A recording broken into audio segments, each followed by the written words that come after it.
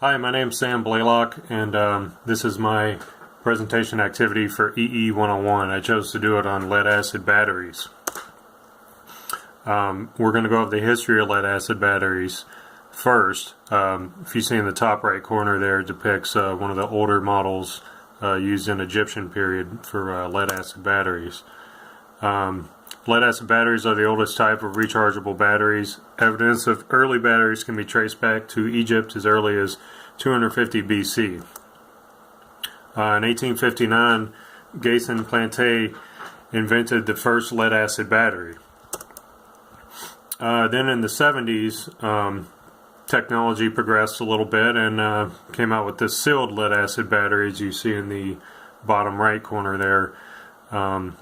It was developed using a gel which allowed the battery to be used in any position without leaking. Moving on is an overview of the lead-acid battery. If you see the picture to the left there, it shows internal components, plates, separators, things like that for the battery. We're going to go over the electrolyte. Basically with the electrolyte, the plates are immersed in this electrolyte. An electrolyte incorporated in that is sulfuric acid and distilled water. You need distilled water because regular water has bimetallic elements in it. It hasn't been filtered properly, and this could cause problems with electrolyte. So you need distilled water for your electrolyte.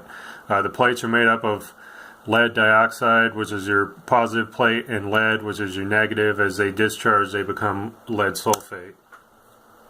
The separators, they could be made of plastic, glass, fiber mat, or cellulose, and prevents the plates from short-circuiting through contact. How the batteries work.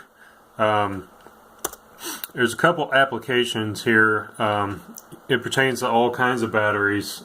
Every battery out there, of course, you can wire in series or parallel, but we're going to be talking about this for lead-acid batteries. Basically, what you could do in these applications, you could wire it in parallel to get more current, or series to get more voltage. As you see right here, has 36 for series and 12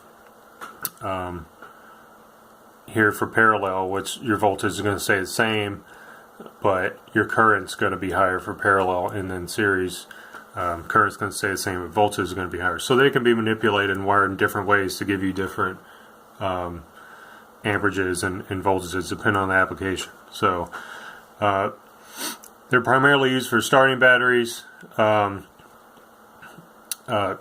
used in cars, boats, ATVs, generators, for its ability to recharge. It's also deep cycle batteries, which the plates are much thicker for deep cycle batteries, and with deep cycle batteries they won't degrade as much after multiple cycles, used in applications where the battery will be constantly cycled or drained. You also have absorbed glass mat batteries.